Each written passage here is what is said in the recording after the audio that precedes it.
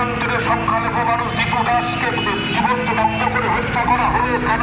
অত্যাচারী ইউনুস প্রশাসনকে। বাংলাদেশে সংখ্যালঘু নিধন ও ছায়ানট উদিজির ওপর মৌলবাদী হামলার প্রতিবাদে কাঁচরাপাড়ায় সিপিআইএম এর ধিক্কার মিছিলে অংশ নিয়ে বাম নেতারা বাংলাদেশের ধর্মীয় মৌলবাদী শক্তির পাশাপাশি নীরব ভূমিকার জন্য বাংলাদেশ তথা ভারতের শাসক মহলেরও কড়া সমালোচনা করেন। কাঁচরাপাড়া শিবানী হাসপাতাল বাসস্ট্যান্ড চত্বর থেকে মিছিল শুরু হয়ে গান্ধী মোড় কাঁচরাপাড়া স্টেশন রোড হয়ে মিছিলটি সমাপ্তি হয় কাঁচরাপাড়া কলেজ মোড়ে। মিছিল শেষে পথসভা থেকে সিপিআইএম কাঁচরাপাড়া এরিয়া কমিটির সম্পাদক বলেন, বাংলাদেশের সংখ্যালঘুদের ওপর আক্রমণের এই ঘটনা ধিক্কারজনক। যে কোনো স্থানে সংখ্যালঘুদের রক্ষা করার দায়িত্ব সংখ্যাগুরুদের। কেন্দ্র সরকারকে কটাক্ষ করে তিনি বলেন, কেন্দ্র সরকার কূটনৈতিক ভূমিকা না নিয়ে সাম্প্রদায়িক ভূমিকা নেওয়ার চেষ্টা করেছে। Bureau report, news 24 Bangla live.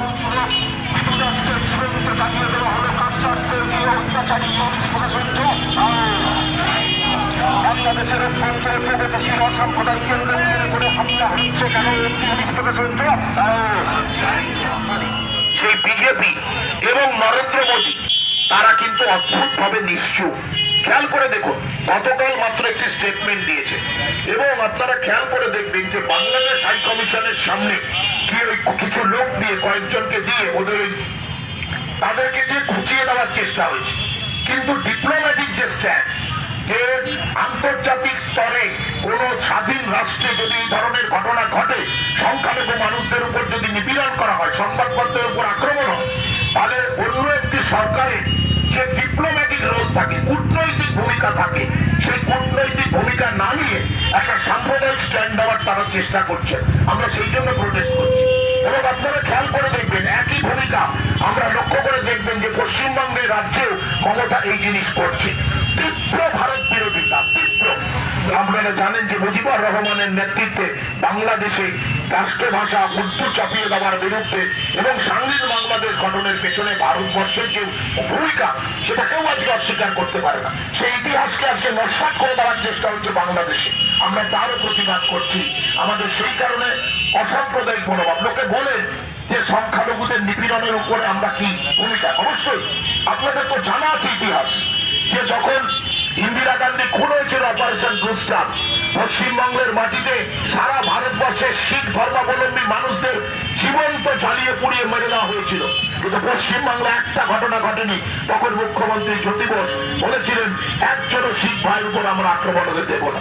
আপনারা খেয়াল করে দেখবেন, যখন বাবরি মসজিদ ধ্বংস হয়েছিল, পশ্চিমবাংলার সাম্প্রদায়িক সম্প্রীতি কিভাবে রক্ষা করেছিল পশ্চিমবাংলার মানুষ এবং বামপন্থীরা। আপনারা খেয়াল করে দেখবেন, সংখ্যালঘু মানুষের নিপীড়নের জন্য আমরা কিভাবে লড়াই করি। গ্রাম স্টেইনসকে আপনারা জানেন যে উড়িষ্যায় ধর্মযাজক খ্রিস্টান ধর্মাবলম্বী তারকে যখন জীবন্ত পুড়িয়ে মারা হয়ে বজরং দল মেরেছিল, আমরা তার বিরুদ্ধে প্রতিবাদ করেছি।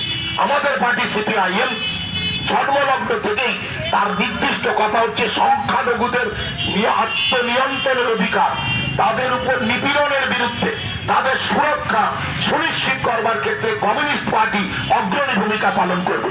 আমরা সেই ভূমিকায় হচ্ছে পালন করি। আমরা কখনোই নেকি কান্না তৃণমূল বা বিজেপির মতো যারা অদ্ভুতভাবে দুটো সরকারি পার্টি যারা ক্ষমতায় শাসনের তারা নীরব, আমরা তার প্রতিবাদ জানাচ্ছি। এবং আমরা বলছি, এই ধরনের ঘটনা ঘটলে আমরা রাস্তায় নামবো। আপনাদের মনে আছে যে গত 2 বছর আগে বিজয়ার আগে অষ্টমী নবমীতে আমরা দেখেছি বাংলাদেশে ধর্মীয় এই মূর্তিগুলি, বিশেষত দুর্গা মূর্তি হচ্ছে যে গলা নামিয়ে দেওয়া হয়েছিল। আমরা সেদিনও গান্ধী করে দাঁড়িয়ে আমরা অবরোধ করেছিলাম, আমরা হিউম্যান চেন করেছিলাম, মানববন্ধন করেছিলাম। ফলে আমরা মনে করি এখানে যেমন বাবরি ধ্বংস হলে যেমন আমরা তার প্রতিবাদ করি, বাংলাদেশে যদি ঢাকেশ্বরী মন্দিরের উপর আক্রমণ হয়, কোন চার্চের উপর আক্রমণ হয়, সেটা যে কোনো দেশে হতে পারে, আমরাও তার বিরুদ্ধে করব।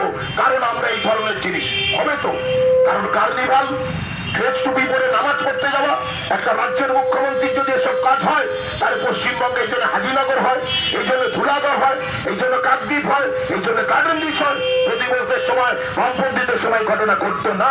সেই জন্যই আজকে আমরা রাস্তায় নেমেছি। আপনারা কাঁচরাপাড়ার মানুষ লক্ষ্য করে দেখবেন, এই ঘটনায় তৃণমূল এবং বিজেপি দুটো শাসক দল কেন্দ্র এবং রাজ্যের তারা অদ্ভুতভাবে নীরব। আমাদের কোনো আসন নেই ঠিকই, আমাদের কোনো বিধানসভায় লোকসভায় আসন নেই, কিন্তু আমরা মানুষের জন্য হচ্ছে যে লড়াই আন্দোলন সংগ্রাম করি। নিরাপত্তা পিরিয়ডে আপনাদের মিছিল বাংলাদেশে যে ঘটনা ঘটেছে তার বিরুদ্ধে আপনারা মিছিল করছেন, অন্যদিকে আপনাদের যে বিরোধী ডানপন্থী দলরা রয়েছে তারা একটা অভিযোগ করছে যে আপনারা নাকি চাপে পড়ে এই মিছিল। চাপের কি আছে? এ তো সারা পৃথিবী জানে যে বামপন্থীরা, বিশেষ করে কমিউনিস্টরা, তারা সমস্ত রকম ধর্মীয় মৌলবাদের বিরুদ্ধে পৃথিবী জুড়ে লড়াই সংগ্রামের মধ্যে তারা যুক্ত। কৃষ্ণাঙ্গদের সাথে শ্বেতাঙ্গদের লড়াইতে আমরা কৃষ্ণাঙ্গদের পক্ষে লড়াই করি। আমরা মৌলবাদীদের যে লড়াই, সেই মৌলবাদীদের লড়াইয়ের বিরুদ্ধে মানুষকে সচেতন করি।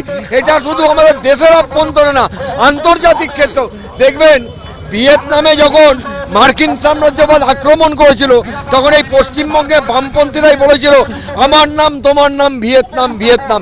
সুতরাং যারা এ কথা বলছে ডানপন্থীরা, তাদের রাজনৈতিক জীবনের অভিজ্ঞতা কতটুকুনি আগে সেটা বিচার করুন, তারপর এই প্রশ্নের উত্তর চাইবেন। অন্যদিকে আজকে বাংলাদেশের যে কোর্ট, সেই কোর্ট যে যারা শিশুকে মেরেছিল তাদের সাজা প্রদান করেছে। আপনারা কি সেই সাজাতে খুশি নাকি আরো বেশি কিছু? দেখুন, আজকে যে ছেলেটার প্রাণ গেল, যদি রোগগ্রস্ত হয়ে মারা যেত আমার বলার কিছু ছিল না। তাকে পিটিয়ে খুঁচিয়ে অগ্নিসংযোগ করে জল্লাদের মতো মেরেছে।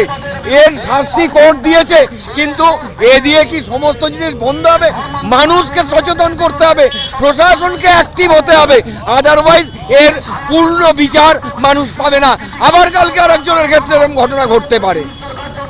অন্যদিকে ওপার বাংলায় যে ঘটনা ঘটছে, এই বাংলায়ও আমরা দেখতে পেলাম ছত্তিশগড়ে যে গির্জা রয়েছে সেই গির্জা ভেঙে দেওয়ার ঘটনায় জড়িত কট্টর হিন্দুরা। তারাও কি এই বাংলা মানে এই ভারতবর্ষকে উত্তপ্ত করার চেষ্টা করছে? নিশ্চিত তাই। Bharatvarsha is a secular country, এটা আমাদের সংবিধানের বিধান, তাকে কেউ নস্যাৎ করতে পারে না। বিজেপি চাইছে সেই সংবিধানকে ভেঙে এটাকে হিন্দু রাষ্ট্র করতে। এই জিনিস আমরা কখনো মানিনি, আমরা মানব না, এর বিরুদ্ধেই আমরা পথে নামি প্রতিনিয়ত।